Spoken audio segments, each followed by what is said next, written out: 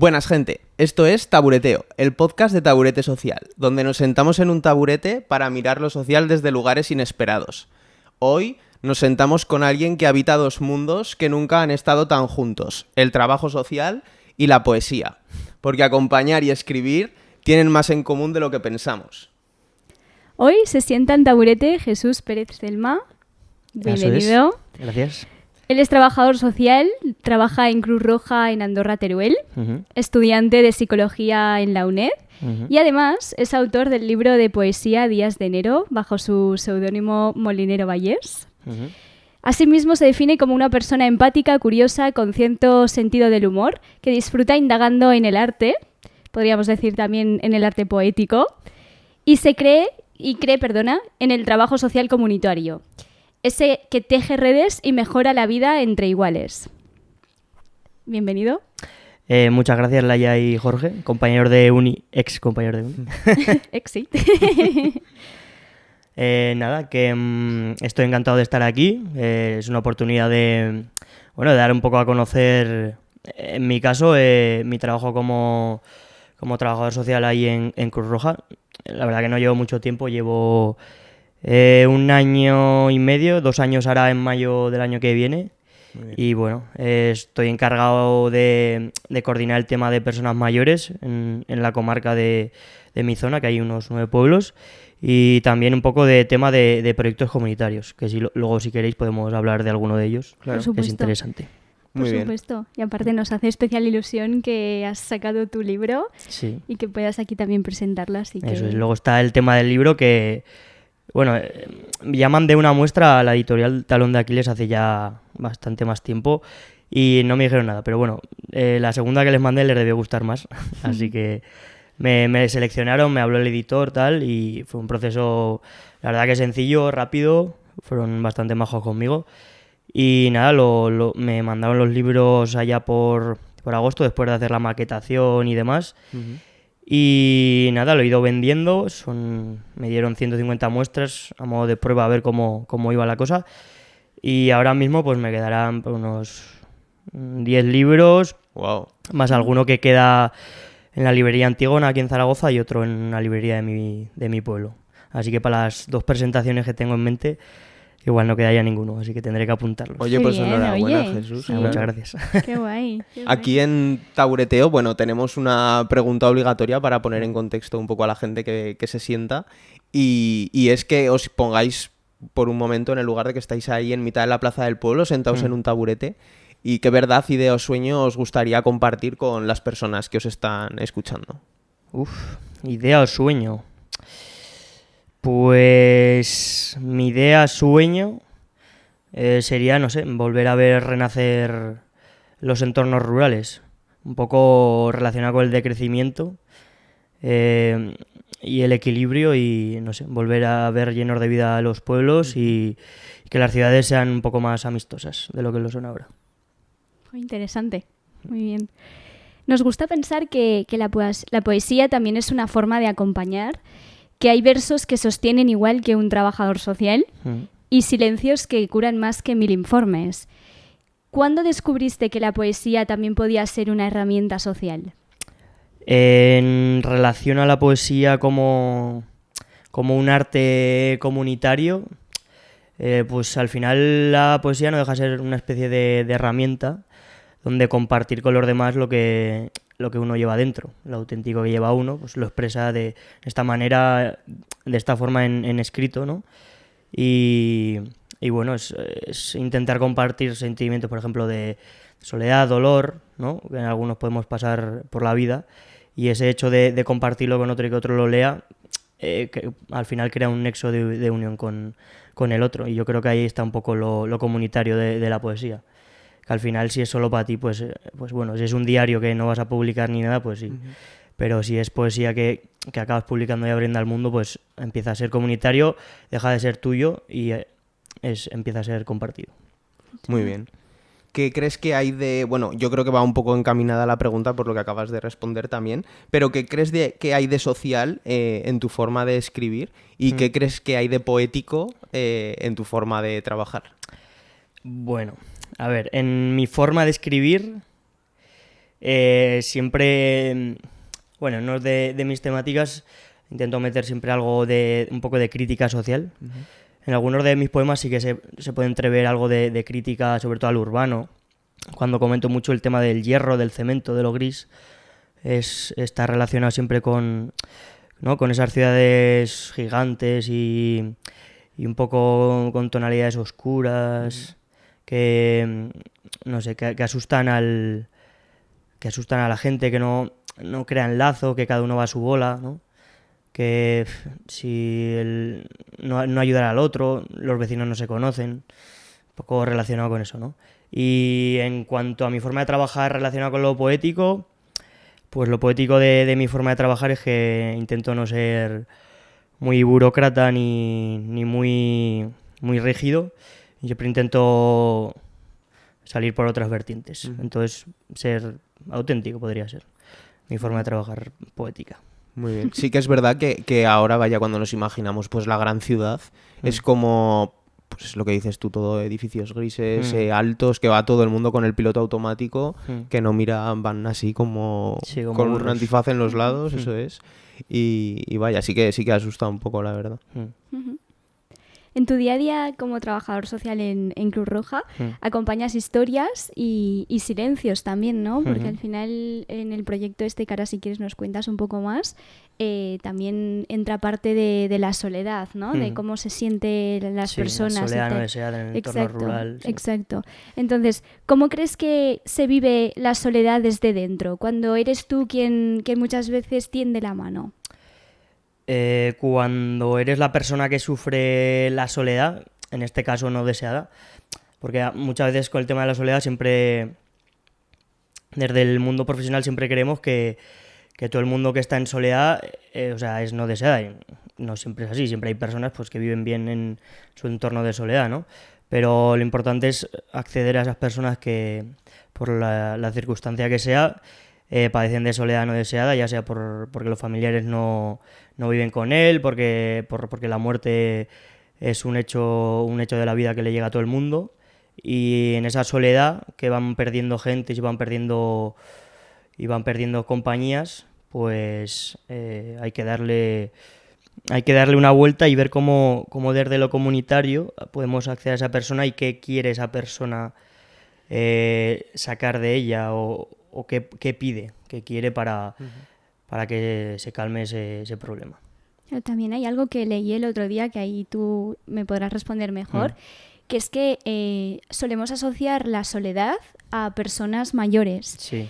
Y hay una gran parte de la población que también se siente sola y no son personas mayores. No sé si te habrás encontrado algún caso. En este proyecto uno de los proyectos que en concreto trata lo de la soledad no deseada, sí que intentamos siempre, desviar el foco un poco de las personas mayores. Sí que es verdad que la gran mayoría suelen ser pues personas mayores, pero porque la vida es así, al final la edad es la edad, la muerte es la muerte, y el entorno rural es el entorno rural. Al final hay pueblos muy pequeños, son personas que acaban quedándose solas, porque los hijos, como he dicho antes, ya se van o los amigos van muriendo, pero sí que es verdad que en torno a la edad adulta y la adolescencia y demás, no se suele tocar mucho ese tema. Y sí que es verdad que, por ejemplo, en lo relacionado al bullying, sí que puede haber muchos en este caso menores o adolescentes, que también se pueden sentir solos y también pueden necesitar una ayuda. Y por vergüenza o por estigma y demás, pues no acceden. Y luego ya está el grosso que es el tema de la edad adulta, que ahí ya yo creo que es incluso puede ser un más duro acceder ahí por la configuración mental o la etapa vital también en la que están, y diferenciar también un poco, yo creo que en las ciudades sobre todo también ese sentimiento de soledad, puede ser diferente al rural, pero puede haberlo de otra forma. Ya como en el rural, la gente un poco se conoce en los pueblos, ¿no? Y pues igual es más fácil acceder unos a otros, pero ya en tema de lo urbano, igual en edad adulta, cada uno con su vida, ir a preguntar al vecino si quiere sal o si quiere una tortilla que no se ha sobrado, pues igual es más complicado, ¿no? Claro, y se sufre la soledad de otra manera. Totalmente. Claro. A veces parece que lo social tiene que ser duro o técnico o administrativo, pero tú hablas desde lo emocional, desde lo más humano. ¿Crees que el arte puede ser también una forma de resistencia social? Sí, siempre, para mí el arte siempre ha sido una forma de expresión humana, o sea, crítica y, ¿no? Sí, que siempre va un poco contra la hegemonía del poder y, bueno, la historia está ahí para decirlo. Toda persona que está relacionada con el arte siempre ha sido un poco revolucionaria, o al menos en gran parte. Y eso, el tema artístico, por ejemplo, con arteterapias y demás, yo creo que es una herramienta que además, por mi experiencia con los talleres de abuelos que doy a veces, o sea, les suele gustar por lo general. El tema de pintar, dibujar, o sea, a cada uno le gusta más una cosa u otra. Escribir, si tienen la suerte algunos de poder escribir, porque no todas las personas mayores saben escribir o no tuvieron la oportunidad. Exacto. Y ¿qué más? Con escultura, por ejemplo, o hacer visitas a centros donde se imparten diferentes disciplinas artísticas también. O sea, han sido cosas que igual en su infancia o en su adultez no han tenido oportunidad, y ahora que la ven de mayores se quedan bastante sorprendidos y descubren que sí que les gusta. Que igual si hubieran tenido antes esa oportunidad, pues habrían accedido antes a ella. Claro. Y aparte de las mejoras cognitivas que tiene todo el tema de la arteterapia, están pues las mejoras de comunidad que se crea. Claro. O el teatro, por ejemplo, teatros comunitarios, etcétera. Muy bien, una gran herramienta. Yo creo que sí, todo puede servir como herramientas. Vivimos rodeados, pero a veces más solos que nunca.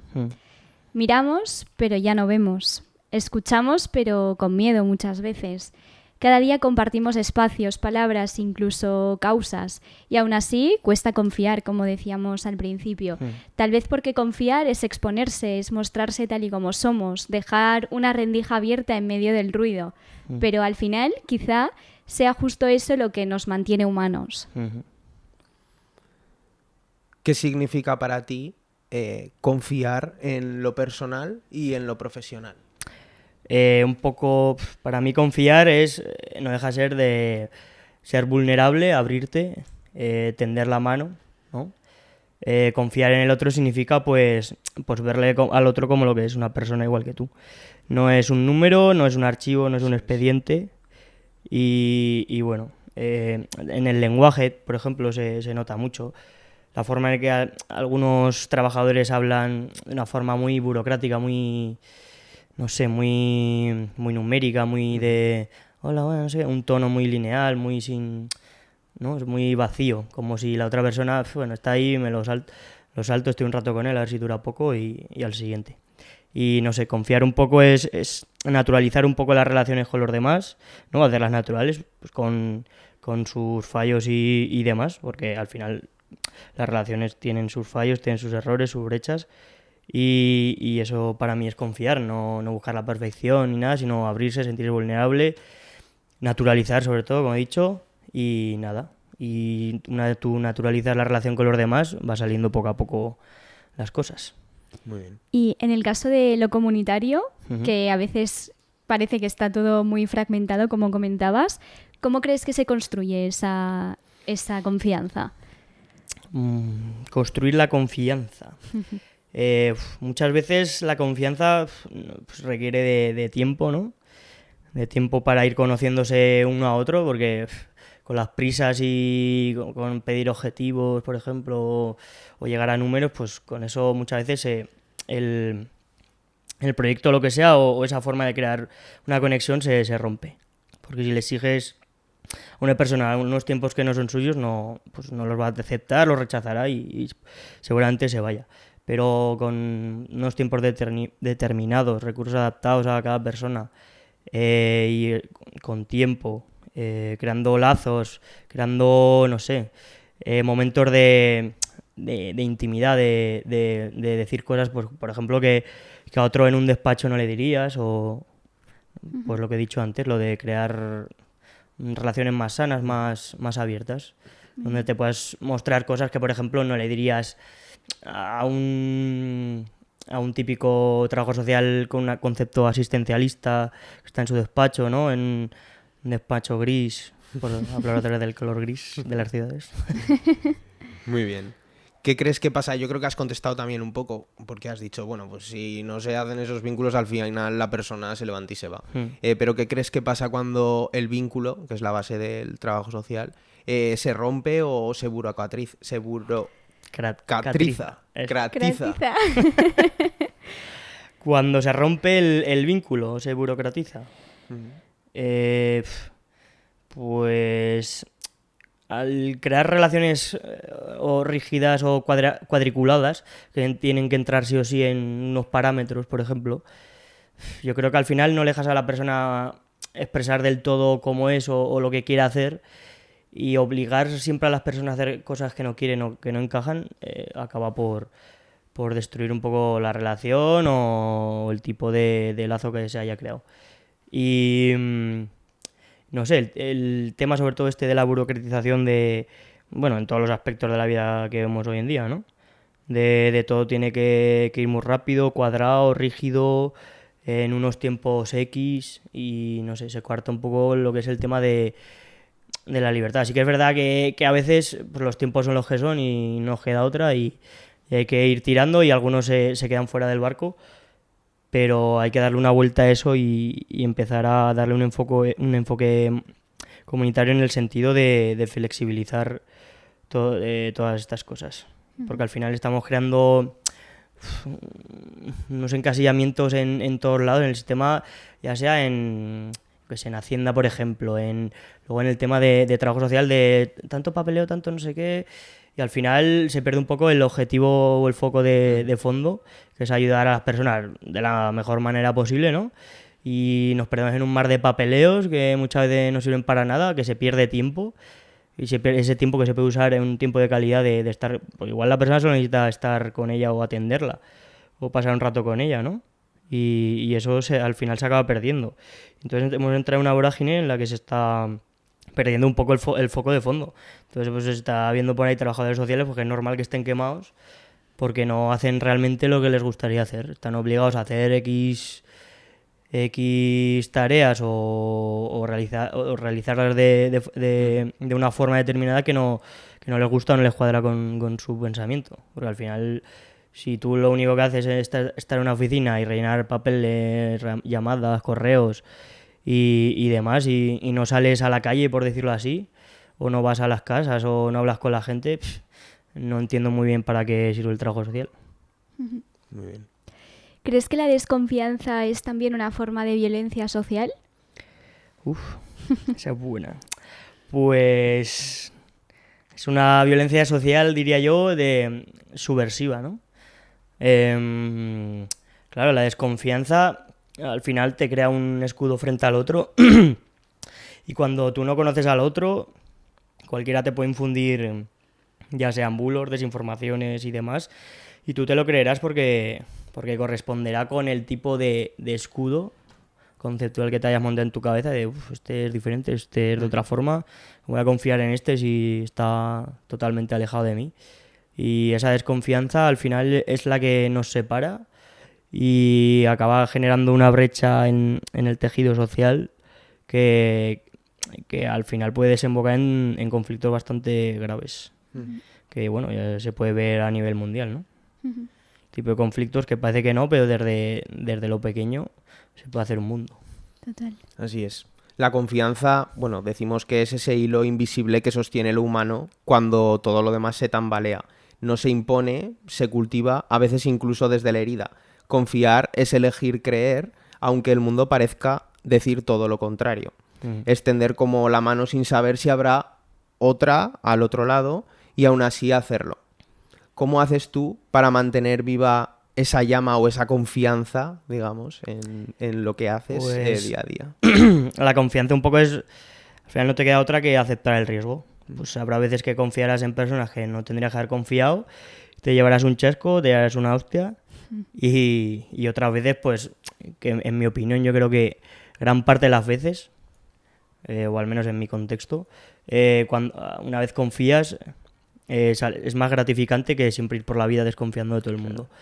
Sí que es verdad, pues eso, que te puedes llevar unas hostias y pues te las tienes que tragar y la vida es así. Y te las llevas claro, igual. y tienes que aceptarlo, aprender a convivir con ello y Y eso, sí que es verdad que puede haber casos en los que la desconfianza esté instalada porque le han dado palos siempre. Y es verdad, es jodido salir de ahí porque nunca has aprendido otra cosa, no has visto otra cosa. Y es normal que en esos casos sí que la desconfianza sea algo constante. Pero nosotros, que entiendo que somos gente más privilegiada, entiendo que la confianza es algo que habría que elegir. Vivir siempre en la desconfianza además es que es muy cansino, no sé. Mira, así siempre estando al quite de ver qué me va a hacer qué me va a hacer el otro, no sé qué. Claro. Entonces sí que también es verdad que en entornos muy masificados, muy grandes, es más difícil cultivar la confianza, pero sí que de lo pequeño a lo grande yo creo que sí que es más fácil. Aprende a confiar lo primero, la base en los que tenemos alrededor, porque muchas veces se habla de confianza, pero yo creo que la gente no la practica mucho, con sus propios seres queridos. Totalmente. Todo el mundo va mirándose un poco la espalda. Sí, sí. Van hacia adelante, pero se van girando, ¿sabes? Sí. A ver qué pasa. Muchos ven, como hablábamos antes, el trabajo social como pura gestión, como papeleo, burocracia, como resolver lo urgente, pero tanto tú como en parte también nosotros pensamos que el trabajo social es mucho más que eso. Uh-huh. Es creación, es crear redes, vínculos, oportunidades, comunidad, porque detrás de cada informe hay una historia, detrás de cada historia la posibilidad de cambiar algo, aunque sea pequeño. En el fondo el trabajo social también es eso, es el arte de volver a tejer lo que la vida ha roto, ¿no? Uh-huh.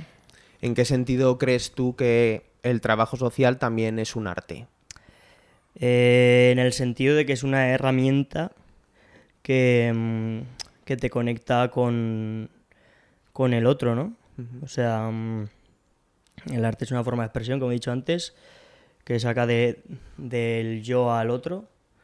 Y el trabajo social tiene que ser eso, del profesional al usuario, a la persona, y eso un poco. El hecho de compartir, de crear el lazo, ¿no? Yo creo que está ahí la clave un poco. Muy bien, sí. Yo creo que responde perfectamente. Sí, esto también lo has dicho antes, ¿no? La pregunta es que ¿qué similitudes encuentras entre escribir un poema y acompañar un proceso social? Yo creo que es un poco lo que has dicho antes, que es también el poder confiar en la otra persona y sacar lo que llevas dentro, ¿no? Claro. Sería un poquito, no sé si quieres añadir algo.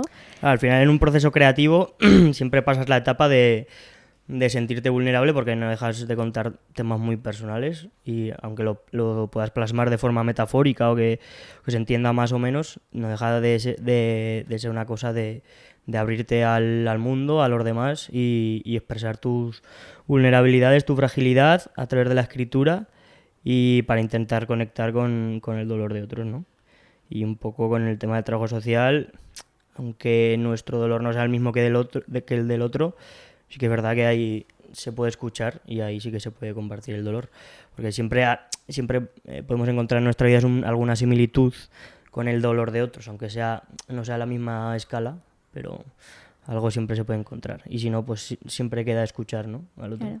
Que ahí a veces lo complicado también un poco de nuestra profesión del cómo separamos, ¿no? Lo que muchas veces pues estamos sosteniendo a personas en el día a día y apoyándoles, entonces muchas veces es complicado el qué hago cuando llego a casa, o sea, cómo separo un poco... Quitarte la mochila, ¿no? Exacto. Es complicado porque sí, muchas veces se entremezcla. Exacto. Entonces, pues habrá veces que tendrás la suerte de poder separarlo y cambiar el chip cuando estás fuera. Y otras veces que, por suerte o por desgracia, te lo llevas a casa y hay que tragárselo. Sí que es verdad que para que eso no suceda, hay herramientas y hay recursos, o debería haberlos, vamos, para poder sobrellevar eso. Por ejemplo, pues con equipos multidisciplinarios, ¿no? En los trabajos y en los centros. Al final siempre trabajar en grupo pues te ayuda más que si estás solo a la deriva, ¿no? Entonces siempre apoyarte en el otro siempre te descarga un poco de responsabilidad, de carga emocional, etcétera, vamos. Y eso siempre ayuda a que cuando llegas a casa estás mejor, ¿no? Y también la importancia del autocuidado, ¿no? De salir del trabajo y también dedicarnos tiempo, porque al final... No tener la mente todo el rato. Exacto. Que a veces es normal llevarse casos y más cuando son complejos y que que sentimos que conectamos con esa persona, entonces es normal, pero sí es muy importante el autocuidado. El otro día una de las personas invitadas en el podcast nos decía que él tenía como un truco que pues de camino al trabajo se imaginaba, él pasaba siempre por un árbol y se imaginaba como que colgaba la mochila en ese árbol y la dejaba ahí. Cuando se iba del trabajo dejaba la mochila y hasta que no volvía al día siguiente no recogía la mochila, digamos. Yo lo estoy empezando a aplicar y la verdad que yo creo que funciona un poco, algo ayuda, pero bueno. A ti, Jesús, ¿qué te inspira más? ¿Un papel o la calle? Hombre, a ver, a mí me inspira más pues la calle.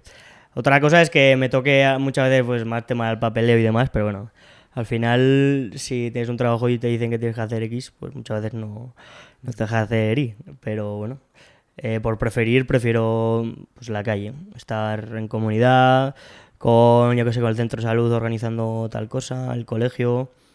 Mi preferencia ha sido lo comunitario, por eso he dicho que hice el máster en Bilbao de comunitario. Muy bien.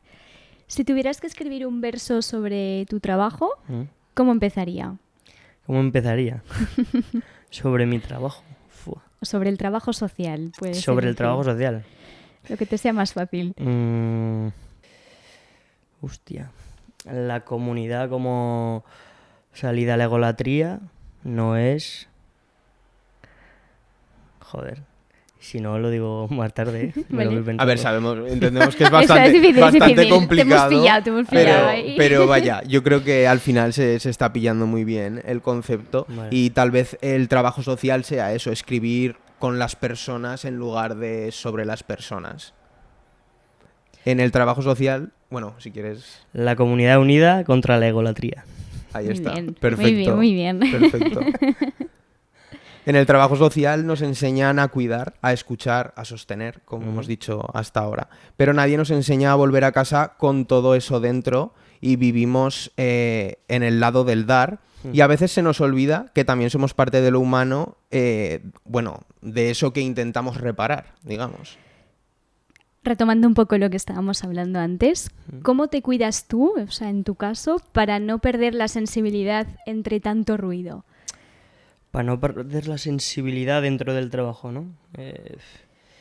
Pues me cuido de que si igual hay que dedicarle X tiempo de más a lo que sea dentro del trabajo, a alguna persona o algún proyecto comunitario que necesite de más, pues le echo más horas, le echo más tiempo y no intento quitármelo de encima súper rápido.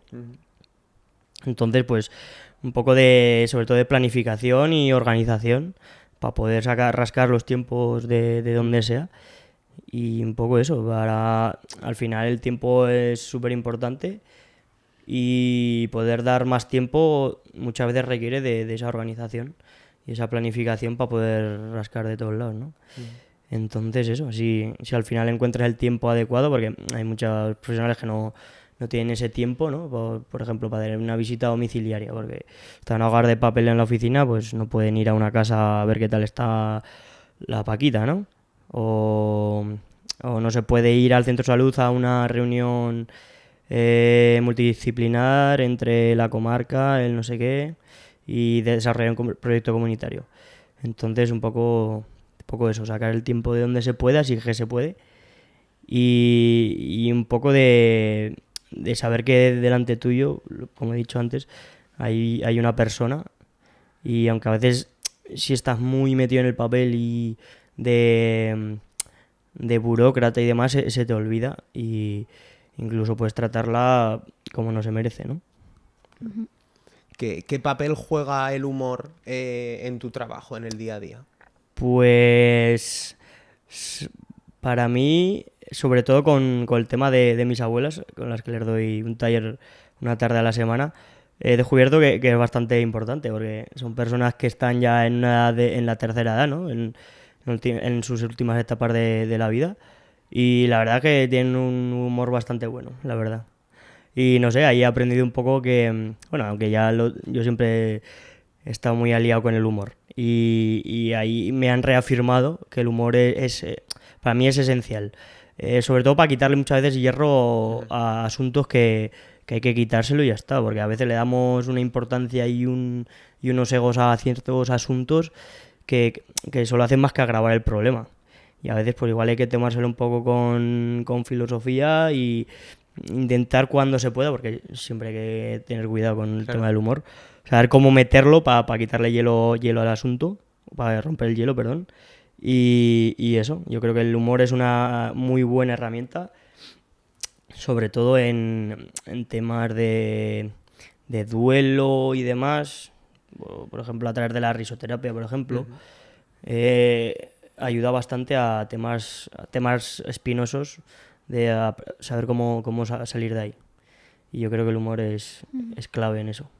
Y a saber relativizar un poco las cosas cuando estás un poco perdido o agobiado. El humor yo creo que te ayuda también a relativizar, a decir esto es lo importante, esto no, vamos a relajarnos, ¿no? Y yo creo que sí, es importante. Antes hablábamos de que la poesía y el trabajo social tienen como un denominador en común, que quizás es la vulnerabilidad, ¿no? El sentirnos, el tener que abrirnos.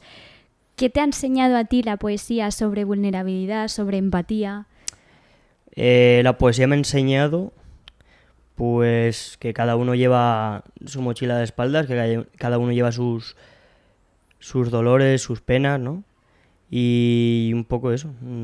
Yo creo que lo que más me ha enseñado este arte es eso. Y a poder desfogarte en este caso con el papel, pero una vez estás fuera de lo que es el papel en blanco, pues están también las personas, ¿no? Y eso te enseña la poesía.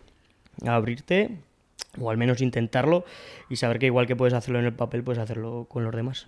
Que ahora que has dicho esto de papel en blanco, ojo también, ¿no? El enfrentarte a un papel en blanco, ya podemos llevarlo también a lo metafórico de la vida, ¿no? Las primeras veces, el cómo afrontas tú eso.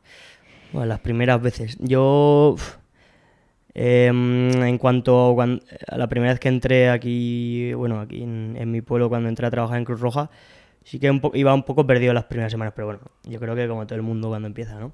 Y nada, al final es hacer caso a los que tienes alrededor, que te aconsejan, a los que saben más que tú, apoyarte en los que saben más que tú, que te guíen, saber por dónde ir, por dónde no, al final fallar, porque vas a tener que fallar sí o sí, de los errores aprende y mucho, aunque sea un dicho redundante, y eso, fallar y dejarte aconsejar. No enrocarte en lo que tú crees o dejar de creer a las primeras de cambio, sino abrirte un poco, que te digan cómo hacer las cosas y no tener miedo a fallar. Aunque es difícil, pero no tener miedo a fallar. Yo creo que esa es la clave. Muy bien. ¿Qué te gustaría a ti que se entendiese, que crees que aún no se haya comprendido de la figura del trabajador social?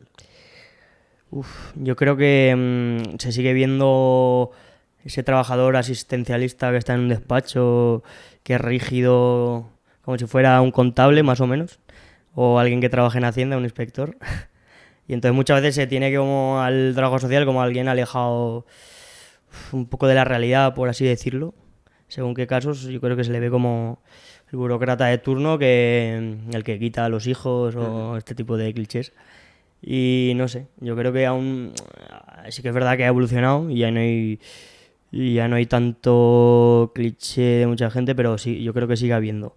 Y en parte yo creo que es culpa nuestra, culpa del sector, culpa de cómo a veces nos dan la formación dentro de la universidad, igual a veces demasiado teórico y falta algo más de práctica y que el enfoque comunitario abarque más a todas las disciplinas, ¿no?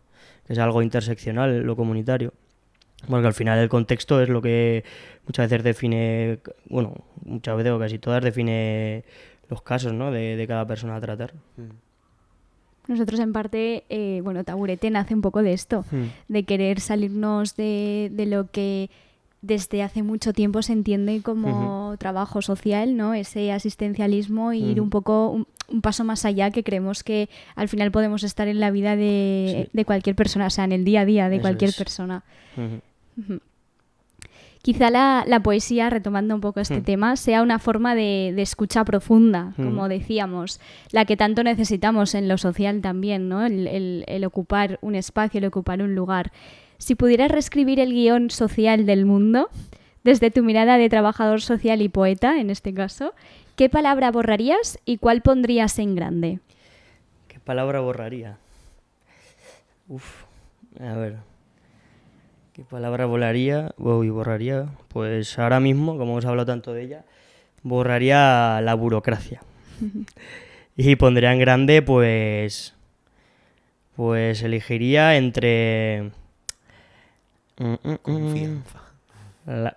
Comunidad, esa es otra. casi. Comunidad, confianza, vulnerabilidad, ¿no? No, yo creo que... yo creo que pondré en grande el otro. Aunque no es una palabra, pero bueno. El otro como concepto. Muy bien, muy bien. Muy bien. Tenemos así una pregunta para la gente que nos escucha. ¿Cuándo fue la última vez que confiaste de verdad en alguien y qué cambió después de haber confiado? Queremos ahí, lanzamos esta Para la reflexión gente, también, para eso que la es. gente pueda, después de escucharnos, a ver qué opina, ¿no? Un poco de salir de ese individualismo que muchas veces estamos, de ese piloto automático, de esas ciudad tan gris que a veces habitamos y también volver a confiar en los demás, conectar con el resto. Yo creo que esto sería un poco Yo creo que también. eso, ¿no? Es. Nos gustaría darte pues como un espacio, unos segundos, si quieres añadir algo sobre tu libro, Días de Enero. Leernos Bueno. un fragmento o lo que te apetezca. Bueno, puedo leer un poco de mi vida. Claro. Vale. A ver, el poemario Días de Enero, Moliner Vallés, que soy yo. Voy a explicar el porqué del seudónimo. Moliner viene en parte por la rama familiar de mi padre, en concreto de mi abuela Lidia y de su madre, de mi bisabuela, porque ella era Cruz Moliner. Entonces hice como un árbol genealógico y fui mirando los apellidos, escogí Moliner como primer apellido, o sea, primer palabra del seudónimo, por decirlo así, y luego Vallés es por la parte de mi madre, mi otra bisabuela por parte de mi abuela materna, que era Cros Vallés. Entonces cogí el segundo apellido, como si mi primer y segundo apellido, madre y padre, primero, segundo, fueran esos. Así que compuse lo de Moliner Vallés, porque además vi que tenía bastante punch, así que me gustó. Porque antes tenía otro seudónimo, pero no me gustaba, no me terminaba de convencer. Así que este me parecía más, no sé, profesional, por decirlo así. Porque yo, cuando terminé el bachillerato en Andorra, me fui a Madrid con 18 años. Hice ahí un grado superior, que no tenía nada que ver con lo social, es más, era de deporte. Y ahí un poco fue cuando me metí más adentro de lo que era la poesía, porque yo, por ejemplo, desde primaria, cuando tendría, yo qué sé, 9 años, 10 años o así, empecé a escribir cosas en un diario, o sea, cosas sueltas, de no sé qué me ha pasado, no algo constante, sino algo más bien puntual. Luego en la ESO, cuando viajé 2 veranos a Inglaterra, sí que tuve en la cabeza una idea de hacer una novela, pero se quedó en título y poco más. Luego otra, también le pasó lo mismo. Y ya iba escribiendo cosillas, con rimas más que nada. Y ya en Madrid, ya decidí, digo, pues voy a comprarme los cuadernos. Y empecé a pasar las poesías que tenía a cuaderno. Además lo hice con una pluma con tinta. Qué guay, qué guay. Sí, lo pasé ahí. Y ya cuando vine a Zaragoza, porque terminé el grado superior y vi que quería hacer algo más relacionado con lo social, por así decirlo, así que dije, pues voy a hacer trabajo social, aunque sea como un paso para ir a otra cosa, que es lo que estoy ahora con psicología. Pero bueno, hice trabajo social porque me parecía interesante, me gustaba, y ya cuando estuve aquí en Zaragoza estudiando, sí que lo profesionalicé un poco más. Ya lo empecé a escribir todo al ordenador, lo pasaba al ordenador, lo escribía y demás. Y empecé a hacer más sonetos que están estructurados, porque la mayoría de mi poesía es de temática y métrica libre, ¿vale? Y eso. Y luego terminé ya la carrera. Después de pandemia me fui un año a Bilbao a hacer un máster a la UPV de Desarrollo Comunitario y Participación Ciudadana, que es el único que está en España de comunitario, me parece. Y la verdad que me gustó bastante, estuvo muy guay. Y al volver al pueblo, porque volví al pueblo, ya que quería hacer psicología en presencial, pero no entré por poco, pero bueno, es lo que hay. Así que dije, pues vuelvo para el pueblo, que siempre es un sitio al que volver, ¿no? Y justo entré a trabajar en Cruz Roja. Así que en ese impasse me metí a la UNED a hacer psicología. Y en ello estoy trabajando en Cruz Roja. Estoy a gusto con personas mayores y comunitario. Estoy a gusto estudiando psicología y parece que ahora va mejor el tema de la poesía, porque el mundo editorial la verdad es que es bastante complicado. Muy bien, Porque Jesús. si no tienes seguidores, si no tienes una bolsa de gente que te compre y demás, y no tengas publicidad, pues no van a apostar por ti, por muy bueno que seas. O no tengas contactos, claro. Y por suerte parece que han apostado por mí y no sé. Puede que llegue lejos, puede que no, pero ahí estamos. Parece, de momento va bien. Confiamos. Qué guay. Confiamos, Jesús. Ujú. La verdad que no pierdes el tiempo. Con lo que No, nos has no. contado, no pierdes el tiempo. No, me gusta hacer cosas. ¿Te apetece leernos un fragmentillo? Nunca he leído, pero bueno, venga. Vamos a... No soy mucho de recitar, pero venga, lo diré. Contaré alguno. Vale, voy a buscar alguno. Igual leo el último. Si te parece, ¿eh? Si lo quieres Sí, dejar claro. todo ahí de incógnita para que la gente Igual leo el compre último. el libro. Igual leo el último. El último es cortito. A ver. El último, sí. Venga, este es el último libro. Uy, el último libro. El último poema del libro. ¿Vale? Quizá, quién sabe, quizá el paraíso fueras tan solo y tanto tú. Enero cobijado, días con lentitud. Y así es como se acaba el libro. Muy bien. Así Muy que bien. para el resto tendréis que comprarlo. Muy bien, ahí está la Muy publicidad. bien, lo dejamos, Así que- claro. Muy bien. Cuéntanos un poco, si quieres, alguno de los proyectos en los que estás últimamente trabajando. Vale. En Cruz Roja que estoy llevando España Despoblada. Se están empezando a hacer algunas cosillas, aunque ya hace algunos años que se hacen temas de cursos, talleres y demás en municipios de 100 habitantes, por ejemplo, pero es algo que aún le falta más rodaje, que ya no están... Desde directiva nos han mandado varios anexos con información, ¿no? Y luego, los que sí que estamos ya llevando a cabo ahí, hay uno que me gusta mucho, que lleva en Andorra haciéndose desde el 98 o así, que es el Disfruta de la Experiencia, que es un proyecto que nació en colaboración con los colegios públicos que hay en Andorra.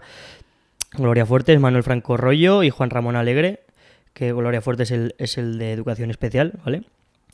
Y consiste en una unión entre los alumnos de esos colegios y la gente mayor, ¿no? Entonces, la idea fue mezclarlos a través de vivencias de vivencias y experiencias de las personas mayores, ¿no?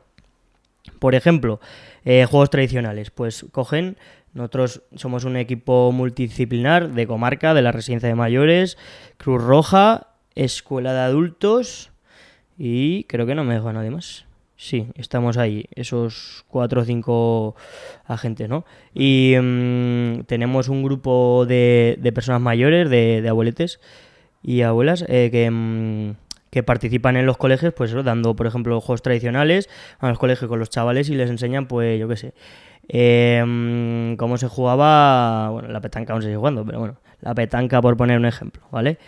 O el tocomocho o alguno de estos, ¿vale?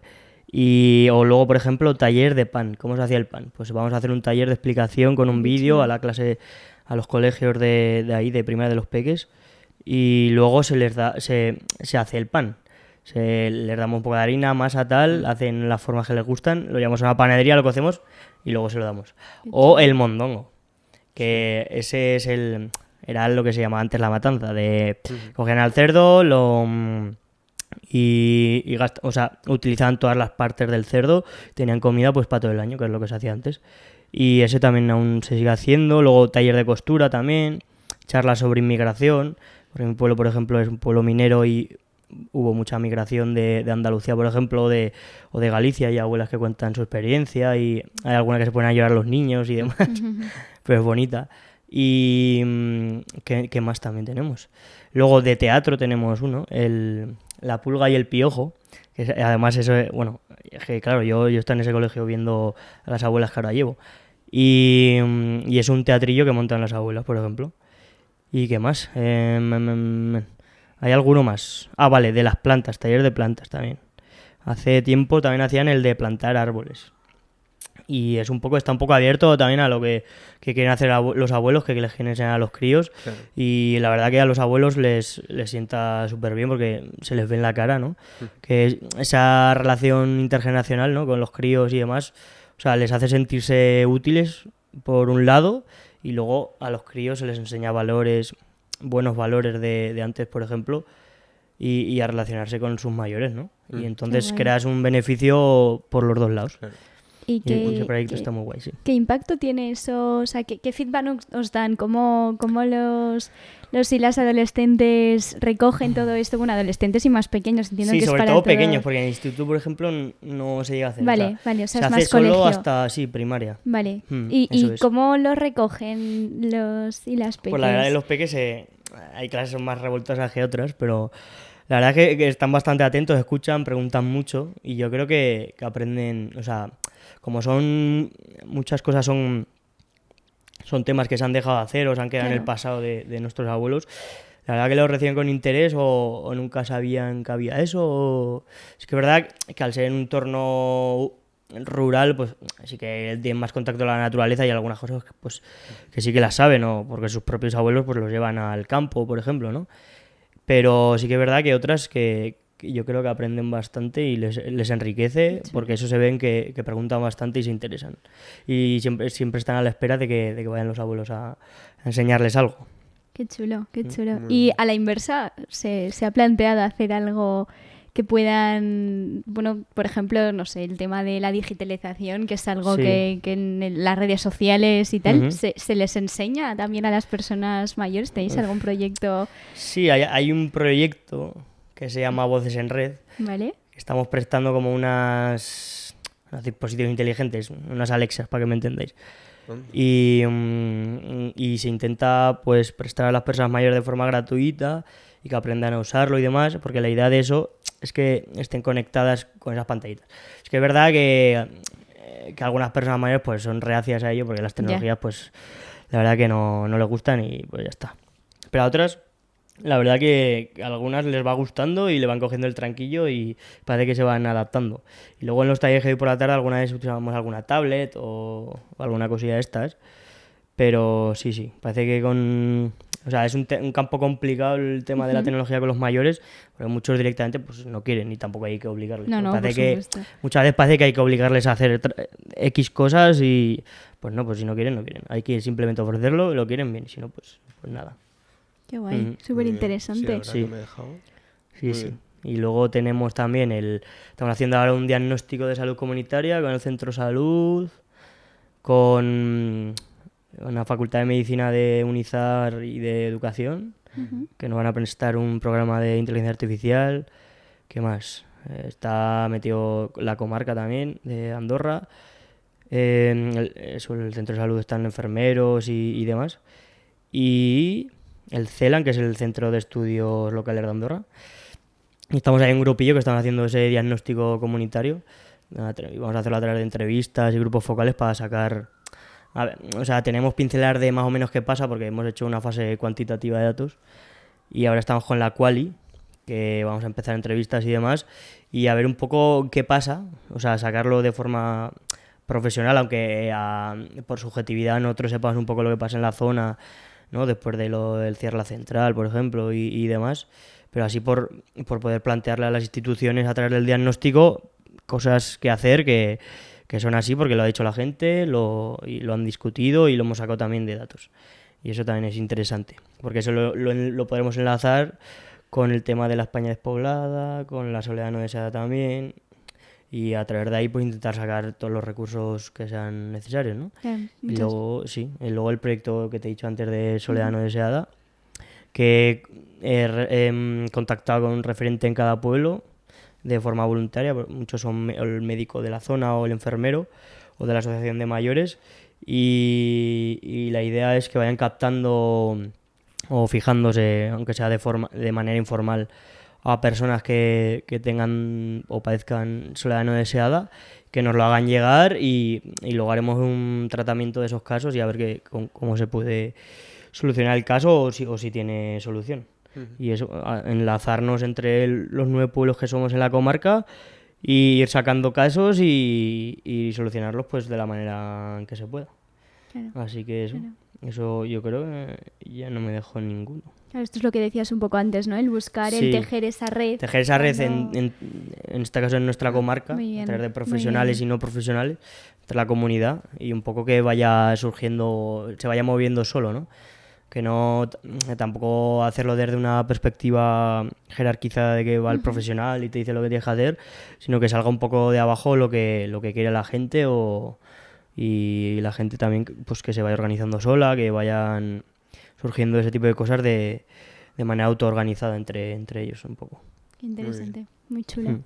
Muchísimas gracias, Jesús, por sentarte en Taburete, por recordarnos que acompañar también es un arte y que confiar hoy es una forma de resistencia, que en la poesía puede ser refugio, pero también una herramienta para el día a día, y que el trabajo social no solo gestiona, sino que repara, reconstruye y vuelve a tejer lo que la vida ha roto.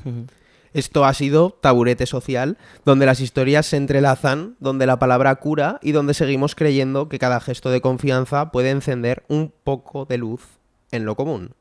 Y también que para poder acompañar primero hay que detenerse. Cuidarse no es rendirse, es volver a respirar para seguir estando. Porque sin esa pausa, sin ese silencio propio, no hay escucha posible. Y sin escucha no hay comunidad. Muchas gracias, Jesús. A vosotros.